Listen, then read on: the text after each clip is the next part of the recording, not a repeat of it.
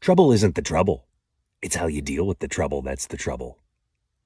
There's a story behind that.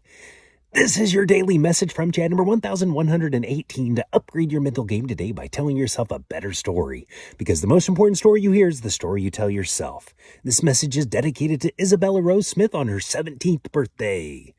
Here's the upgrade. Trouble feels like the exception, but upgraded thinking knows trouble is the rule. And when you live from abundance, starting over is no trouble at all. Here's the story.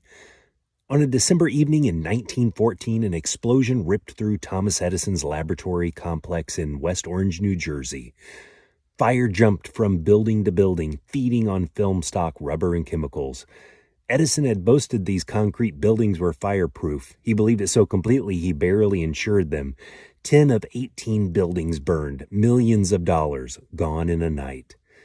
Edison was 67 years old, watching his life's work burn. And what did he do? He cracked jokes. He laughed. He said, "Although I'm 67 years old, I'll start over again tomorrow." Imagine that. Your life's work on fire in front of you, and you're laughing. Not because he didn't care, because he knew the buildings were never the source. He was the source. The fire could take the inventory, but he couldn't touch the engine.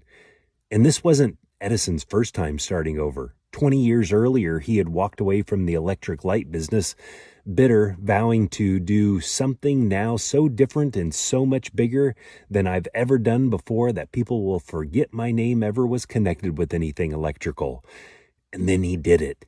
He built a primitive movie studio. His company produced The Great Train Robbery, the film that turned moving pictures from parlor tricks into storytelling.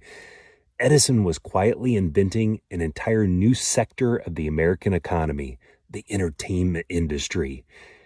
Well, he didn't get his wish. We still call him the creator of light. But can you imagine a world without video? So when the flames came in 1914, starting over wasn't a theory.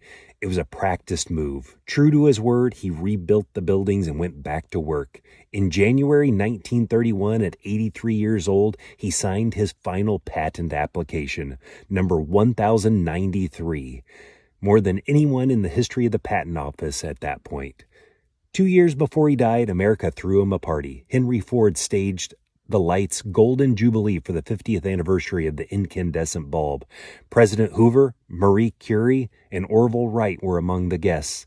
And on cue, Americans across the country turned off their lights at 7 p.m. and then turned them back on. A whole nation acting out the story of Edison's life. It goes dark, and then you turn the light back on. The better story to tell yourself is, I can start all over again. Scarcity treats every loss as depletion. Abundance treats every loss as a reset. Edison knew his engine was infinite, so no fire can make him poor. Problems are not the exception.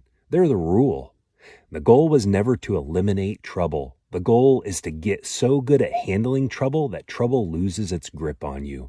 Because trouble isn't trouble. It's how you deal with the trouble that's trouble. Tell me a story of dealing with trouble to fromchadsmith@gmail.com.